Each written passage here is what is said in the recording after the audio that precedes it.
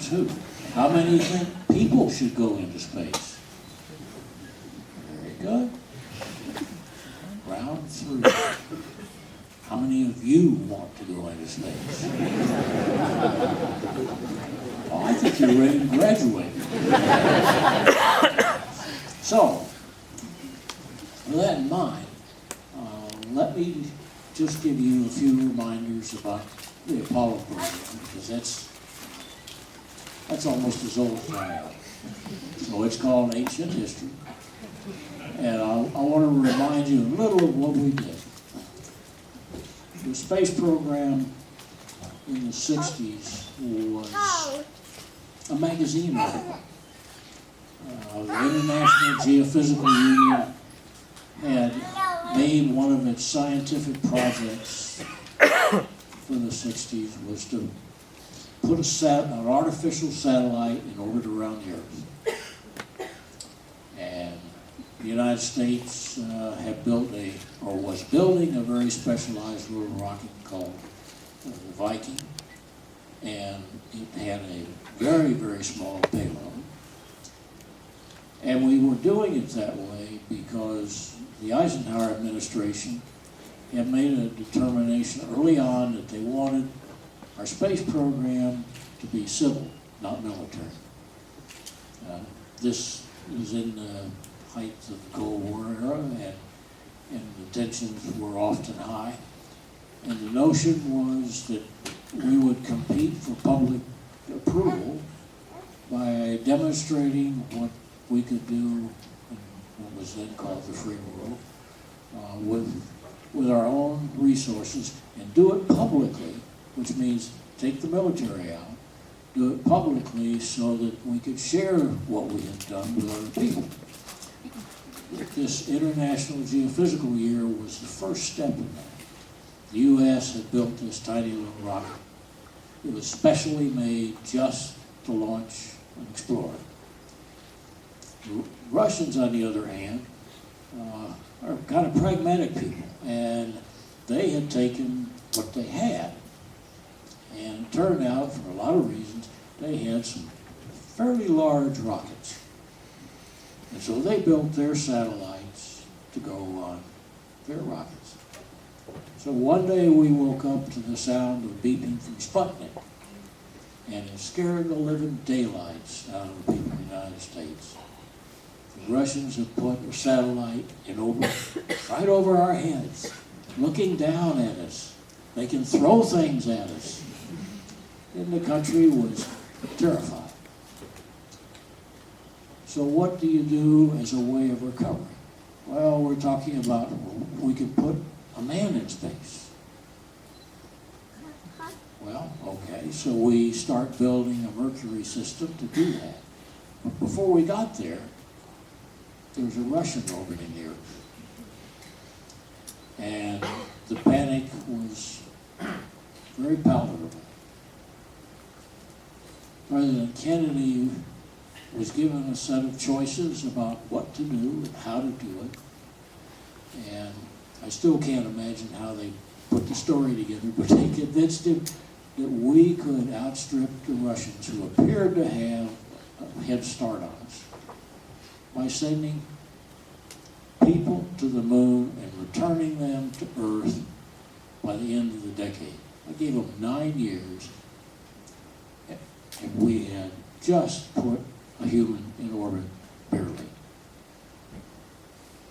So the next 9 years were total chaos, people working 24/7, the largest peacetime program that has ever been put together, and they just recruited people. The good thing was people thought this was kind of cool, and they said, "Boy, I'd like to work on that program." And so we were able to recruit people from all over the country. People were building parts for us as we designed these things, and we worked through the program. But it was a long and arduous product. The end product, the one that you can see most visibly, is this rocket. It's called a Saturn V. Now this little baby weighs about 7 million pounds when you light the fire. That's a lot of weight. It's about 360 feet or so tall. The only thing that's going to go anywhere is that little silver piece on the top. And this little silver piece called the lunar module, which is buried in that cone section right below the top. That top one we call the command service module. The little cone thing is a command module. That's where people go. And it's about 12 feet in diameter. And you're going to put 3 people in pressurized spacesuits, all the gear that they need to go land on the moon, survive on the moon, and come back. All that goes into there. If you get to some museum where you can see a command module, it doesn't look that small because it's empty. Let me tell you, you really get to know each other in 2 weeks in that little bathtub. So that's what it's all about. This thing weighed 7 million pounds, and the world's largest rocket engines, 5 of them at the bottom, created a total amount of thrust of 7.5 million pounds. That's a lot. But that's not much more thrust than it weighs. So when the Saturn V takes off, it just barely comes up. And for people that have watched the movies, or maybe some of you actually had a chance to see this thing, you could see the flame on the rocket go off. You can see the rocket start to move, and you see birds fly in every direction. And you just watch it, it's quiet until a very noticeable time delay, and all of a sudden your whole body is shaking, and it's the loudest sound you've ever heard, and you can feel it more than you can hear it. And it's it's really a spectacular thing to have that much energy that's hitting you miles away from the launch site. That little sucker goes up, and its first trip is to break down where you see these stripes. That comes off as the first stage, and then there's a second stage that burns for a couple of minutes. And that little one at the top, that's only 33 feet in diameter. It takes you into Earth orbit, where you fly around the Earth for a lap and a half. It's about 2.5 hours flight time. And they check out all of the systems. Then you light that upper stage one more time, and it burns for several minutes and accelerates you out of Earth orbit onto a trajectory that will take you to the moon. The moon, who knows how far away it is? How about 220? And so it's a long trip. Speed doesn't mean an awful lot. But if we had a highway and you got in your car and you put it on autopilot and let it drive, you'd get there in a little less than a half year. It's a long drive. So what I want to do is tell you how we got this little critter to work and what it's like. So I thought, when you get to fly in this thing, it's kind of interesting. People have worked really hard to put this thing together. And so when that thing takes off, I told you on the ground it's huge, shaking and all. Let me tell you, inside, it's much more than that. You hang on, and as Frank Borman said, he thought he was the commander when he lifted off, and it took him about 1 second to realize he wasn't in charge of anything. As this sucker rattles, it shakes, and you say, you can't shake 1 million pounds like this. Oh my goodness, what's happening? When that first stage burns out, and it stops, and the second stage starts, it's like they turned on an electric motor. because the second stage has hydrogen and oxygen as propellants. And the nature of that chemistry is that it's smooth. You can feel the thrust, you can feel the acceleration, but there's no shaking. It just kind of goes along, and you can see the indications on the instrument panel. It changes and said, oh, we're still going up. That's a good sign. When it stops, and that third stage takes over, it's got just one engine. The second stage had 5 250,000-pound engines. The third stage had one 250,000-pound engine. And it just puts you in orbit. You have a rev while the ground goes through, and they check out all of the systems in the vehicle through their telemetry. And everything has to be done by a checklist. There are mission rules that say you can't go unless you have filled all these squares. And so they take that time. I remember I was sitting in the center seat on launch. That was my position. And I was the one who was supposed to get out of the couch and float over and do some reconfiguration in the cabin. And I'd heard about people getting sick in space. And I thought, oh man, what if the first thing I do is throw up? This is not a good sign. So, what is it going to be like? You float out of the couch, and all of a sudden, I've been here forever. It's perfect. It's easy to go float around and get where you want to go. I thought, if I throw something, will I miss? Because I'm compensating for gravity. We've done that all our lives. Oh, no. It takes one shot, and by golly, it goes straight. You can have a ball. You can entertain yourself for days just throwing things. So I thought, this is really cool. We went off and did our chores, and we were waiting for some ground results. So I had a chance to go over one of the side windows and look out. And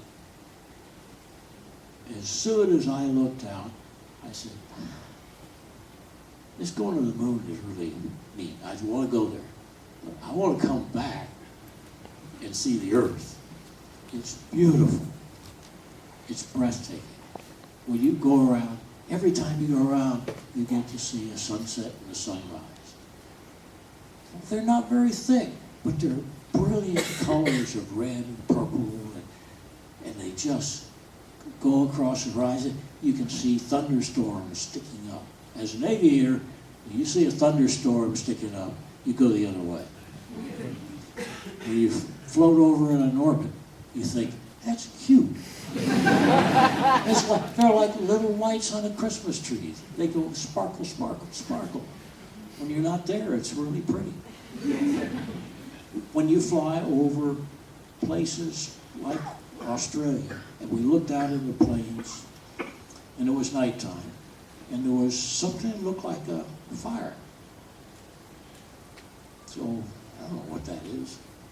So you call the ground and say, where are we, and what is that? They say, oh, that's a bunch of tribes out in the desert surviving, and those are the fires. People have asked that before. We know now what you say. So, wow, we're up here floating around, and they're down there surviving next to a fire. Crazy. You get to Africa, and we got there in the night, fortunately. And so what do you see? Well, you look out the window and you see the tops of clouds, and there's lightning. Again, aviators see lightning, they go the other way. You fly over it in orbit, and you look down and say, isn't that beautiful? And what's more, you'll see a thunderstorm go off here. We think these things are one of a kind, but you can look over South America and Africa, and you'll see a thunderstorm go bang, and you can see the lightning, and it triggers another one, and it sets off a chain that can go for, we found out, 1,000 miles. And they don't happen in the tropics. They happen generally in dry air like you get over the deserts. It's not intuitive, but it is beautiful. There isn't much time, and John says, get over here and go back to work. I said, okay, but I want to come back and see this again. So we do our thing, we head off to the moon. First thing you do is go and you, after you're on a safe trajectory to the moon, that little cone at the top turns around. That tower, by the way, that's up on top is an escape tower, and we get rid of it partway through the launch trajectory. So it's clear. So that little cone with its little silver cylinder behind it pulls out in front of the big rocket, turns around, goes back in and docks with the lunar module, pulls it out, and you're on your way. They'll make a maneuver with that spent rocket and send it off so it gets out of your way. And you put your spacecraft into a orientation so the sun will shine on it, and then you rotate it because our thermal control system couldn't handle hot spots, so we would barbecue the spacecraft by just having it rotate, spread the heat. So now you're going to spend 2.5 days. The novelty of floating really wears off in 2.5 days with somebody in your face all the time. But that's what the transit is like.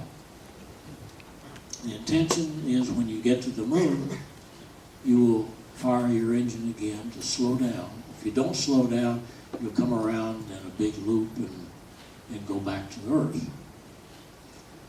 If you want to orbit the moon, you have to slow down to stay in orbit. You do that on the backside of the moon.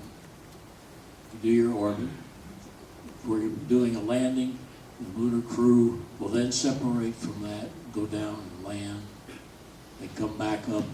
This little lunar module you can look at later, it's got two parts. This bottom piece is about half of it. It's most of the mass because that's the descent stage. It's fuel so that they can land on the moon.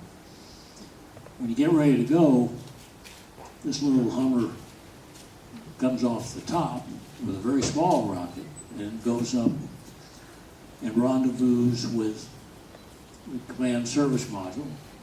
And then you jettison that, you fire your engine again, and you head for home. Piece of cake. So, we flew a number of these missions, and people talk about it as their tremendous success record. Apollo 13 was a failure. I want to tell you today two things. I want to tell you Apollo 13 was not a failure. It was the only example of why we succeeded that you could see. Because I'm going to tell you why they came home. Because if it wasn't for those techniques and procedures, we wouldn't have made it. So that is something I want to tell you because it's not done by astronauts. We're the passengers who get to look out the window. We get the good part. A whole bunch of people like you make it happen. So we buy you ice cream because we like you to like us. How did we get so we could do this thing? Well, the average group of people, well, let me say, the space program is a race. So some people built the spacecraft, some people built the rockets, some people built the cape that launches them. There are another organizations that worry about how do you recover people out of the ocean and bring it. It's spread all over. The Department of Defense did a lot of the range work for us. They did the pickup for the crews in the ocean. So it's a countrywide endeavor that includes everybody. What you see when you watch television is generally a scene that's taken in what we call the Mission Control Center. Now, there's a huge engineering team that has built, designed, tested these things, produced them. There are contractor plants all over the country that support that. Spaceflight is something that has long periods of boredom, if you can believe that. You can get tired of just floating around doing a barbecue with nothing to look at. So you can get bored, but there are moments that capture your attention. They don't last long, but they're indelible. You'll never forget them. And so, as these guys went out, that's where we're going. We started out on Apollo 13, Jim Lovell and Fred Hayes and me were supposed to be the crew that was going to take 13. A couple of weeks before launch, through a crazy chain of events, we had one last weekend where we could go home to Texas, and then we came back to the Cape. So my buddy picked up, went to a picnic with another family. When they got back to the Cape, they got a phone call that said one of the kids at the picnic had come down with the measles. And they wanted to know, well, now what? And the doctors said, well, if you've been exposed to the measles, you're immune. Don't worry about it. And after all, what adult hasn't been exposed to the measles? Well, they found one.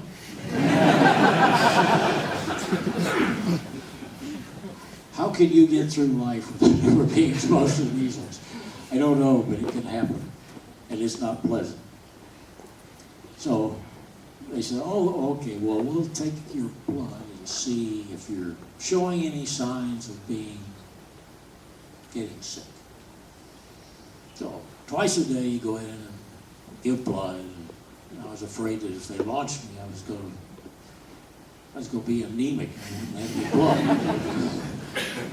But finally, a couple of days before flight, they couldn't take the pressure, and they said, we just can't take a chance, because the incubation period is such that if you get sick, it'll be while you're solo in the moon. And we just can't do that. And I couldn't believe it, but sure enough, that's what happened. So, how many of you have seen the movie Apollo 13? Okay, then let me tell you. Some of you, like me, probably think Gary Sinise is a really good actor. Let me tell you, his portrayal of someone feeling sorry for themselves is pure amateur hour. I have gotten an Oscar in any theater in the world. I felt sorry for myself 24 hours a day. I went over on launch day thinking, well, I'll help him. Well, there wasn't any place for me in the control center, so I sat on the floor between the flight director and the Capcom. Sat there, and no one asked me anything. Who are you? What are you doing? And so I said, oh, this isn't very good. So things were going along just fine.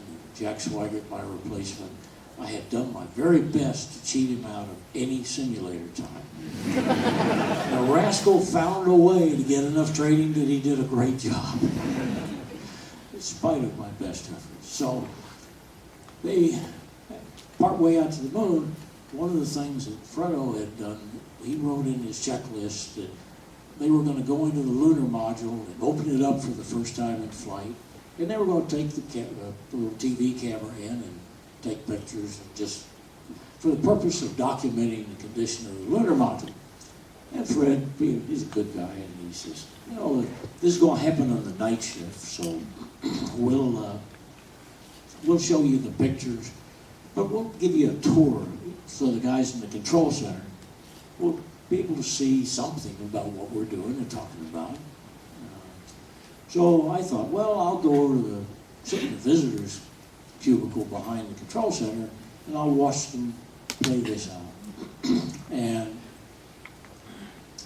I went in there, sat down, and by the time of Apollo 13, you could get, not only could I get a seat in the visitors, the VIP center, there was only one other person in there.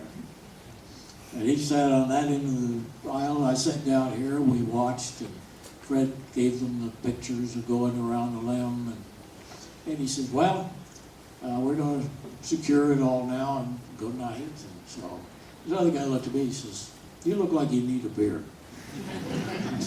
I sure do. He says, well, let me go get my briefcase. So I'm sitting there waiting. All of a sudden, I hear this voice on the air to ground. He says, Houston, we've got a problem. And the whole world changed. From that instant on, the magic power that NASA had built and its contractors involved, this whole team coalesced in a matter of minutes. Within 2 hours, you could walk out of the control center onto the campus at JSC, and there were cars. The parking lot was crowded. People had parked their cars on the grass in the driveways. They parked them everywhere and abandoned them. They went to their stations in the buildings.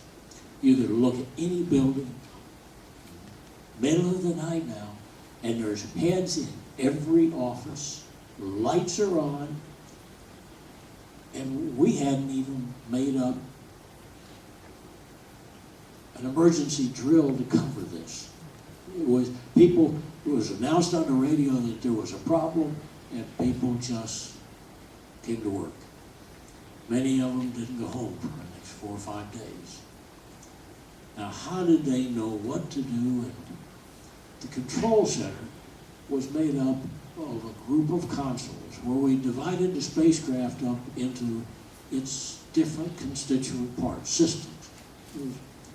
One person's responsible for communications. One person's responsible for the propulsion. Someone's responsible for the environmental control system. And so we parceled out all the things that are necessary to make the spaceflight work and put them around this console. And we had what we call a console chief for that. And so they would go around, and there was one guy in the back of the room who's called the flight director. He's the coach that orchestrates all this. They work in shifts so we can run around the clock.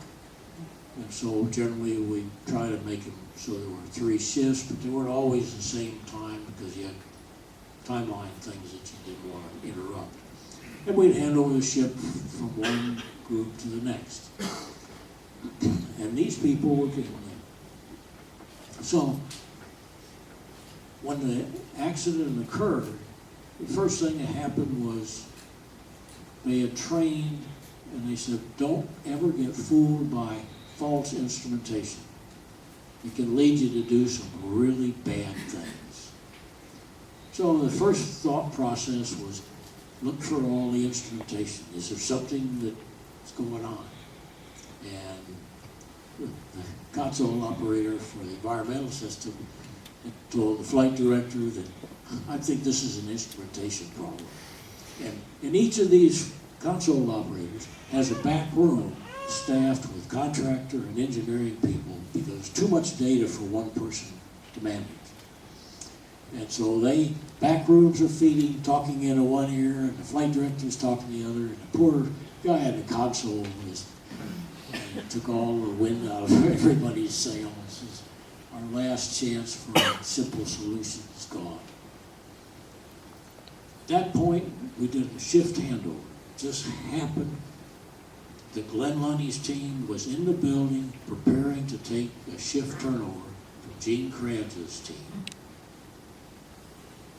And so they just decided, the 2 flight directors got beside themselves, they decided we're going break into two teams.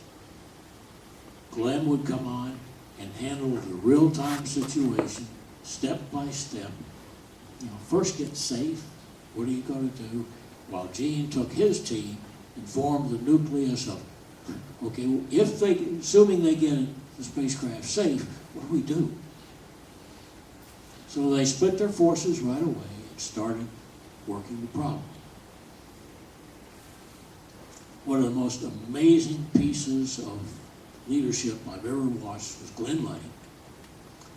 He stepped in, and the scene, as you can imagine, we've just had this unthinkable catastrophe. When you lose electrical power in that CSM, you are out of everything. Nothing works without it. And we had 2 batteries in there. They're little tiny batteries, and they are used only for re-entry. And they'll last an hour with just running the command module. It's just to give you electricity while you're coming through the atmosphere. That's not going to carry you for, no matter what path you take, we're talking about days to get back to Earth. So they go through all of this, and they're trying to figure out what to do. Talk about confusion and pandemonium. Everybody had an idea for someone else. Nobody had any idea what to do for themselves. And it's finally Glenn walked in, and he started one end of the console. He gave every console operator, "Com, go get me this data." And he went around and everybody got a specific task. And within a few minutes, he covered the entire control system, issued requests for specific information from specific people. And all of a sudden, this finely tuned group of people who had come unglued got glued back together, and the machine starts to run. In the meantime, because we had done so many simulations of problems that people said were bizarre, they can't happen, why would you do that? Our future right now relies on the experiences we got from running simulations that we were criticized for doing because they were unrealistic. We never had created this system, this problem, but in solving other unrealistic, challenging problems, we have built a toolkit of things that you can patch together that'll get you home. And so while they're trying to sort that out, somebody remembered we'd had a simulation where we had to evacuate the command module and put the crew in the lunar module while we had some contaminant in the air or something that we had to purge. And somebody says, "I think this is lead lifeboat." That's what we call it. And someone called that up on the radio, so we're thinking about lead lifeboat. And Jim comes back and he says, "Fredo's already doing it." On his own, he'd gone in and he'd started activating the lunar module so that it could come up, because the command service module is going to die in less than an hour. And without some way of getting the systems aligned in the lunar module, there are ways to recover, but they'd be very, very iffy. And so within an hour, Fredo had gotten the lunar module powered up, and Jack was able to turn off the last switch in the command module to save its entry batteries. And they all moved into the new motel. It's called the Lunar Module Motel. And now there's 3 people in a place that hardly holds 2. But that's okay, because there's no electricity to run very much stuff. So it's nice to have extra bodies to create warmth, because we couldn't afford to circulate anything that would heat them. The command module, within hours, you could see frost all over the inside of the cabin. And you know that all the electronics that are behind those panels or below freezing. We didn't qualify those things for that. They're supposed to be in a pressurized environment where you control the atmosphere. And so we went on a great hunt to find different ways. While Glenn is getting this group in the control center cranked up to do their thing, Gene Kranz is down in the bottom on the next floor with all of his systems guys, and they're trying to figure out what to do. And the first question is, how do we get home? When you lose your power in the service module, the back of that service module is the engine that's supposed to put you in lunar orbit. It's the one that brings you out. Well, that's gone because we can't use any of the systems in the service module. So how do you keep going with this thing? And someone said, hey, we can turn this vehicle around. We can burn all the fuel in the lunar module. And that's just enough for us to do what we call a direct return. We've gone on a trajectory, it's going out. Now we're going to turn around and try to back it up. It takes all the propellant you can get your hands on. And it's entirely intolerant of any errors. And where does it land? Well, it lands who knows where. But it's on the planet. That didn't take a great deal of discussion. They said, look, we know we don't have enough consumables to go all the way around the moon with all this stuff running, but surely there's a way we can patch together life support, and we'll just have to go around the moon.